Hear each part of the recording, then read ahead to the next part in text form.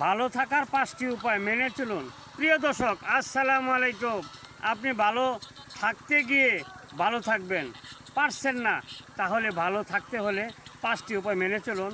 প্রথমত, করতে শিখুন মানুষকে। দ্বিতীয়ত, ঘৃণা করতে শিখুন, বিরত থাকুন। তৃতীয়ত, পুরোপুরি আল্লাহর ওপর বিশ্বাস রাখুন এবং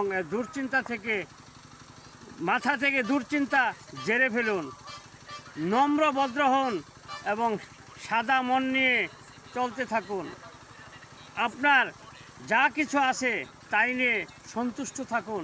মহান আল্লাহর ওপর কৃতজ্ঞতা প্রকাশ করুন।